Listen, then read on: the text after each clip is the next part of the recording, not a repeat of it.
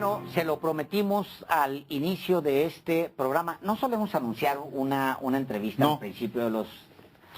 ¿Por qué lo hiciste, Álvaro? Porque creo que es importante que quienes nos siguen pues estén enterados que va a haber, que habrá aquí un invitado del calibre de Lorenzo Córdoba, consejero presidente del Consejo General del INE, que le damos la bienvenida a este espacio de los periodistas. Honrado, porque de veras, muchas gracias, consejero presidente.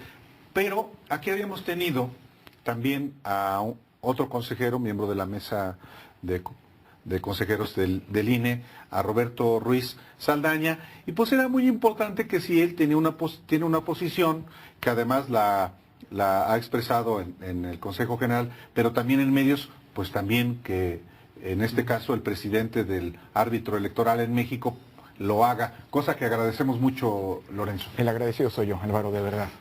Pues hay muchísimos temas, yo creo que todos. Vamos a empezar, si quiere, por el más cercano, que es la elección de don Eduardo Jacobo Molina. Sí. Pues lo dijimos aquí, lo conversamos aquí, Edmundo, lo conversamos mucho aquí, lo conversamos también con el consejero. Él pues nos hablaba veía una intención de Lorenzo Córdoba por acelerar esta elección con el interés de pues garantizar que cuando se lanzara la convocatoria y luego se eligieran los próximos 4, pues ya tener el manejo, digamos, garantizado pues de la estructura, que es a lo que se dedica pues el nuevo y viejo secretario ejecutivo, que durará 18 años al frente. Bueno, si termina su nuevo mandato, sí. 18 años. Si termina su nuevo mandato. Es un montón, ¿no, Lorenzo? Pero cuidado, no es lo mismo el IFE que el INE, ¿eh? Bueno. No es lo mismo. El INE hace cosas bien distintas a lo que hacía el IFE. Y déjenme contarles un detalle de por qué no es lo mismo. Hace 6 años, cuando nos nombraron consejeros... en 2014, consejeros del INE, pues el secretario ejecutivo del IFE todavía tenía varios meses por delante de aquel mandato que originalmente lo encumbró a ese cargo en 2008. Y lo primero que hizo el secretario ejecutivo, al día hábil después de que nos nombraron nosotros y formalmente nace el INE, fue ante las autoridades hacendarias a cambiar el RFC del INE por el del IFE por el del INE. Pues eso es básico. Por sin un nuevo RFC, tú no puedes ni pagar la nómina, ¿cierto? Bueno, cuando fue a hacer este trámite, le dijeron que no podía hacerlo, porque él era el representante legal de una entidad del IFE que ya no existía. Por eso tuvimos que nombrarlo como secretario ejecutivo del INE antes incluso de que terminara su mandato como secretario ejecutivo del IFE. Lo que pasa es que ese mandato se acabó cuando el IFE desapareció. Por lo tanto, es una nueva elección respecto de un nuevo ente jurídico. Digo, creo que eso ilustra perfectamente que no hay un hilo de continuidad entre lo que hacía como secretario ejecutivo del IFE como el secretario ejecutivo del INE. Y lo que la regla electoral, la nueva regla hasta es una regla distinta, ya no es el Código Federal de Instituciones y Procedimientos Electorales, sino la Ley General de Instituciones y Procedimientos Electorales prevé que puede ser el secretario ejecutivo electo una vez y reelecto para un segundo periodo de 6 años. Eso es justamente lo que ocurrió ahora de cara en la víspera del término del primero de los mandatos para el que había sido designado. Pero también, evidentemente, hay, ante la inminente elección de 4 consejeros electorales, cuya convocatoria, por cierto, fue emitida el día de hoy, sin un solo voto en contra, sin una abstención. Y hay que celebrarlo. Que es un dato que me parece relevante. Muy relevante. Se emite hoy la convocatoria, pero las motivaciones, no jurídicas, sino de carácter político, que por las cuales se anticipa el nombramiento, tú las has manifestado. Así es. O sea, hay un riesgo de intromisión en el Instituto Nacional Electoral y eso hace que se anticipe al nombramiento del secretario ejecutivo. Yo creo que son 2 razones, ya las anunciabas, Álvaro, y ninguna de las 2 razones debe desvincularse. Yo te diría 3 razones. Primera razón, lo mencionabas, una razón jurídica. La ley lo que establece es que al secretario ejecutivo se le nombra y eventualmente se le ratifica si el consejero presidente lo propone al consejo. El único que puede proponer es el consejero presidente, nadie más. Aunque luego a algunos se les olvida. Ahora les voy a contar. Y se les ha olvidado en el pasado y se les puede volver a olvidar en el futuro. Así que más vale que a nadie se le olvide que el único por ley que puede proponer es el consejero presidente. Y dos, el Consejo General, por una mayoría calificada de 8 votos, 8 de 11, es el que hace el nombramiento y eventualmente, como ocurrió, la ratificación. No dice nada más la ley, no dice en qué momento tiene que hacerse. Uno supondría que tiene que hacerse antes de que termine el mandato, porque un cargo tan importante como la Secretaría Ejecutiva, del que depende la representación legal, del que depende la coordinación de la estructura del propio instituto, todo el servicio profesional depende en última instancia del secretario ejecutivo, del que depende la coordinación de 2 órganos colegiados, el de dirección, la coordinación legal, digamos, ¿no? Del Consejo General y de la Junta General Ejecutiva, ¿sí? Del que depende la vinculación legal con los órganos electorales de los estados. Él coordina también la relación con los soples, de los llamados soples. Exacto. Que Él coordina, nuevos a partir de la reforma de 2014. Él coordina a los directores ejecutivos y supervisa el trabajo de los directores ejecutivos. Entonces imagínate qué pasaría teniendo procesos en curso tan relevantes como la constitución de nuevos partidos, que dicho sea de paso, nota a pie de página, nadie tiene nada porque hay muchos que dicen ya lo logramos, ¿no? Esto ocurrirá hasta junio, pero es un proceso que está en curso. Hay elecciones en Coahuila y en Hidalgo, en donde vamos a utilizar por primera vez urnas electrónicas en algunas de las casillas de manera legal, y ya está la planeación del 2018 en curso. Entonces, interrumpir la operación, aunque sea por un día, es gravísimo, puede ser gravísimo. Por lo tanto, es natural que el nombramiento se haga antes. ¿Cuánto antes? No hay nada establecido. ¿Qué pasa, por ejemplo, cuando los ministros de la Corte son propuestos? El presidente manda las ternas al Senado antes de que termine el cargo que se va a sustituir. A veces 3 semanas, y hemos tenido ocasiones en las que a casi 2 meses antes se ha mandado esta terna al Senado. Es decir, es una práctica normal en múltiples órganos. Pero aquí hay maña. Aquí hay maña. No hay maña. Esa es la parte jurídica. Están los otros 2 elementos. La parte política. Digo, el manejo de los años, Lorenzo Córdoba, el gobierno federal completo hace un cambio brutal. Y es un desbarajuste a aquel tamaño. Digo, si no podríamos hacer un cambio de un secretario, pero no debería ocurrir si tuviéramos un servicio de carrera eficaz y funcionante. Está bien. Ahora, ahí está la decisión, digamos, administrativa. Sin duda, ilegal. Ilegal, legal, no ilegal, sino espacio legal. Viene en puerta una actividad como la que sucede en el gobierno federal cuando termina uno y empieza otro. Es decir, ni nos asustemos porque sale, siempre sale. Exacto. Bueno, ahí está la parte administrativa. Pero está la otra parte. Usted tiene una afinidad, digamos, le pregunto, ideológica con él, o por lo menos caminan más o menos los mismos senderos, si es él el que sale en defensa ante tribunales por usted y por más funcionarios de lo que pues algunos llaman burocracia dorada ahí dentro del instituto para defender sus salarios, por ejemplo. Pues es él el que va, si mal no recuerdo, el 2 de enero. Si fuera un personaje no cercano al presidente del instituto, pues a lo mejor diría, espérame, yo no me voy a aventar esa bronca con el nuevo presidente de México, aviéntatela tú. Aunque tuviera la representación legal, lo entiendo, lo explicó desde un principio, van juntos en ciertos paquetes. Afortunadamente, Alejandro, sí hay una afinidad ideológica. Los dos somos gente de izquierda desde muchísimo tiempo atrás. Edmundo viene desde la lucha del sindicalismo universitario desde los años 70, una lucha que ustedes conocen perfectamente bien, es una lucha anti-autoritaria. Pero no es el tema de la afinidad ideológica. Yo sí creo que tiene que haber una cercanía en términos digámoslo así, de la concepción de la propia institución entre el presidente y el secretario ejecutivo. Creo que esa es la razón por la cual quien propone al secretario ejecutivo es el presidente. Déjame decirlo de otra manera. No hay modo en el diseño institucional que sea secretario ejecutivo alguien que el presidente no quiera. Pues sí. Porque es el que va a proponer. Claro, tiene que ser una propuesta que genere un cierto consenso como la generó ahora la del secretario ejecutivo. Pero voy más allá. Es que hay otras 2 razones. Imaginemos por algún momento que el día 4 de abril, cuando tendrían, ya no están 4 consejeros porque terminaron su mandato, tendrían que estar nombrados 4 nuevos consejeros. La Cámara no ha nombrado a esos consejeros. Ya ha pasado, ¿eh? Yo mismo llegué en un principio al IFE como porque me lo pidieron todas las fuerzas políticas, casi un año y medio después de que se había bloqueado el nombramiento.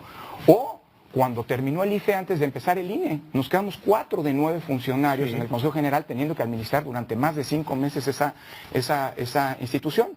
Y creo que la certeza en términos de la continuidad operativa y de quién va a conducir un puesto tan importante, pues es algo benéfico. Dicho eso, Edmundo Jacobo tiene el reconocimiento. Yo no he escuchado una sola voz, voz. Lo tiene. Ni siquiera de los consejeros que votaron en contra, de acuerdo, respecto de la incapacidad, déjeme decirlo así, de Edmundo Jacobo para ocupar ese cargo. De hecho, todos los partidos políticos... Después de tantos años, ¿cómo no? Al principio, por supuesto, que pero no cometió muchos errores. Sin duda, todos hemos cometido errores. Sí. Eso es natural. El problema es reconocerlos y corregirlos. Y creo que eso es justamente lo que distingue a un mal funcionario, a un buen funcionario. Pero hubo una motivación política. También, Álvaro. ¿Sí? ¿En qué consiste esa motivación? Mira, nunca como en los últimos meses habíamos visto, ese es mi punto de vista, por supuesto, respeto a quien no lo comparta, intentos de tan diversa índole para propiciar una captura política del órgano electoral, una subordinación política del órgano electoral. Bueno, en primer lugar, las distintas iniciativas que algunos diputados han presentado, uno la firma, pero varios las han respaldado, que son, yo digo, si vemos la historia de nuestra transición, inaceptables. Por ejemplo, que los órganos desconcentrados a nivel estatal del INE no los nombre ya el INE, sino los nombre la Cámara de Diputados, y esos son los órganos que al final van a operar la elección. Bueno, algo así ya lo sabíamos, ya lo hemos visto hace 30 años. Cuando la Secretaría de Gobernación organizaba las elecciones. Me parece inaceptable que 30 años después alguien plantee algo así y diga que es simple y sencillamente para mejorar la operación electoral. Sí, pero esa es una de tantas... que está viva. Hay quien ha dicho, el mismo presidente, yo se lo reconozco al presidente López Obrador, ha dicho que no a todas estas iniciativas, pero ahí están, ¿eh?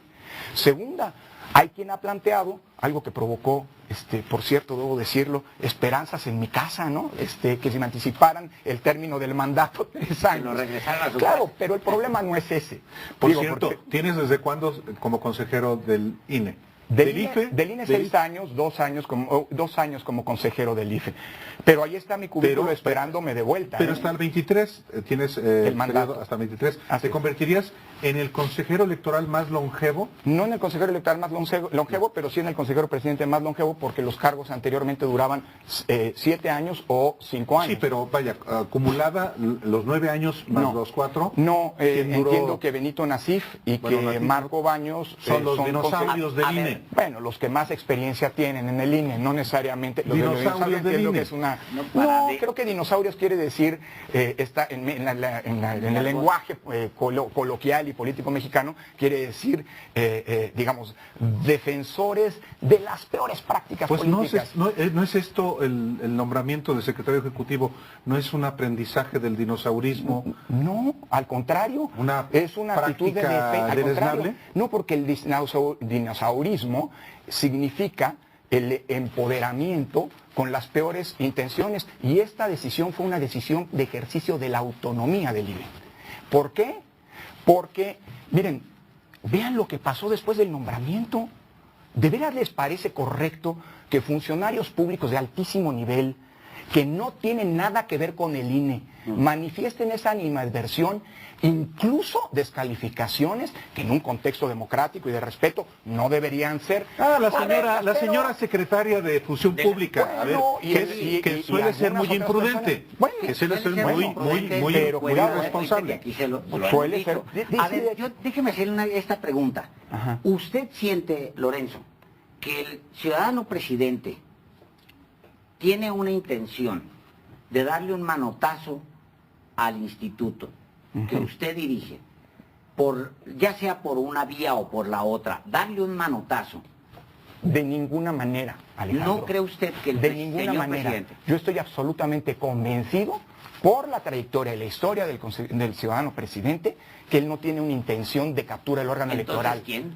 Grupos políticos que... ¿Afines a él? Como la señora que se expresa de esta manera, que dice que el consejero Ruiz Saldaña es representante de todos los representante, mexicanos. bueno, Yo no sabía de ese... que éramos representantes nosotros pues, de nadie, ¿eh? Bueno, creo tú... que nos nombraron precisamente para no representar más que los principios rectores de la autoridad electoral, porque la representación política está en la Cámara de Diputados, para eso se elige a ellos. Que por Entonces, cierto, ella cambia la versión porque apenas 2 años antes le había puesto una super... Sí, llamó misógino y quién sabe, persecutor, y luego no sé qué. después, es que Bueno, hace mal meterse en pero este tipo. creo que no es equivocado dimensionar el comentario de una secretaria de Estado, porque eso es la señora Irma Eréndira Sandoval, pero no, ella no es la voz del gobierno. No. Es la voz de una expresión en todo caso. Entonces, Creo que... cierro sí, esa parte. sí. ¿Usted no ve una intención del presidente de Absolutamente México no. de darle un manotazo al INE? Absolutamente no. De Nada. hecho, el presidente de sus conferencias mañaneras a esas reformas, cada vez que se ha presentado una reforma que claramente tiene una intención de control político del Instituto Nacional Electoral, ha dicho no. Las ha bateado. Las ha bateado. Cuando por primera vez en la historia se formalizó, porque pretensiones había habido y se habían manifestado en múltiples ocasiones, pero por primera vez se formalizó en un documento oficial, en un oficio, la solicitud de la Secretaría de Gobernación para que le entregue el INE los datos de los ciudadanos registrados en el padrón. Eso lo habían pedido durante los gobiernos del PAN, Calderón, lo habían pedido durante el Peña. gobierno del PRI, y siempre sistemáticamente el IFE y el INE les dijo Dijeron no. no. Nunca se había formalizado. Y evidentemente dijimos no. El presidente salió a decir no.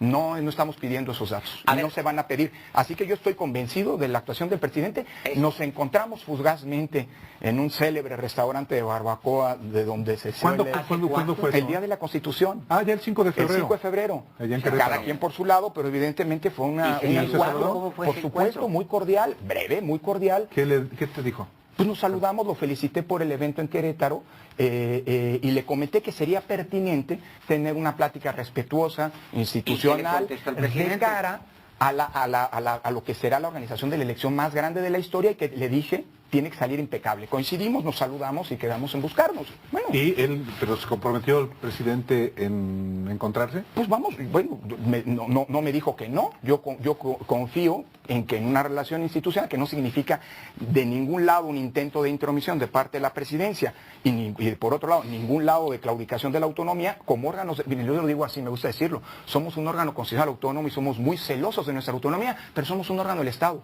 y estamos dispuestos a colaborar. Unos días después de Con el decirle jefe no a de la Estado. secretaria de Gobernación en esa pretensión de entregar los datos, fui al estado de Tabasco a firmar con el gobernador del estado, con quien hay una relación muy cercana, muy estrecha de colaboración, un convenio para poder utilizar la base de datos del padrón electoral para, sin entregar los datos de las y los ciudadanos, autenticar a las y los ciudadanos para evitar el robo de identidad en todas las actuaciones o las que se realizan ante las instancias del gobierno local. Es decir, esa es la disposición del INE. Y, perdón, Alejandro, me parece muy importante. No, yo no veo esa disposición. Claro. Por eso es muy importante el mensaje que el presidente manda y ojalá, pues estos intentos que algunos grupos han evidenciado de distinto modo de captura a la autoridad electoral y frente a los cuales el mensaje es claro, el del nombramiento del secretario como un ejercicio de autonomía, ojalá y permee.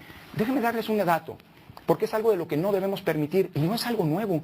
Hace 6 años, cuando fui nombrado consejero presidente y se integró la primera, el primer Consejo General del INE, Ajá. y ocurrió esta historia del nombramiento de Edmundo Jacobo porque tenía que hacer los trámites legales de la nueva institución. Hubo quien, cuando empecé a comentar a los compañeros la necesidad de proponerles y de votar a Edmundo, desde fuera me hizo saber que había habido algunos que se habían ya comprometido a quién iba a ocupar el cargo de secretario ejecutivo.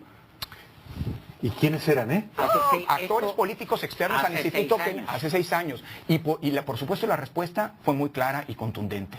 es Edmundo Jacobo y el Consejo acompañó el nombramiento por mayoría de 8 votos, entonces el nombramiento de Edmundo Jacobo. Yo no sé qué vaya a pasar. Hoy arranca muy bien, lo decía Álvaro, el proceso de designación de los consejeros, pero también es cierto que se ha generado un contexto de exigencia muy importante a una Cámara que tiene una mayoría que no existía antes, y por eso tiene que ser muy prudente. No vaya a ser, esta es parte del nombramiento de Edmundo, que a alguien se le vaya a ocurrir pensar que en el nombramiento de los consejeros tiene que haber algún tipo de consigna respecto a quién va a ser el secretario ejecutivo, porque la respuesta habría sido la misma que hace 6 años. La propuesta la hace el consejero presidente, y más vale anticiparla sin violar la ley, pero ejerciendo la autonomía, porque el que designa es el Consejo General, no los consejeros en lo individual. A ver, déjeme preguntar. Dos cosas, y vamos a hacer una pausa brevísima para agarrarnos con vuelito. Eso. Pero yo le quiero decir, ¿no era más fácil, Lorenzo, que ustedes se bajaran el sueldo, no se opusieran al presidente y a su intención de llevar un país con austeridad, después de un periodo oscuro, lleno de excesos, como el de Peña, ¿no era más fácil que ustedes dijeran, oiga, ¿sabe qué? Órale, soy solidario con la propuesta del presidente, me bajo, nos bajamos, órale. Sí. Pero... De hecho, nos lo bajamos. 3 veces nos bajamos el sueldo. En 2007... Pero ganan más que...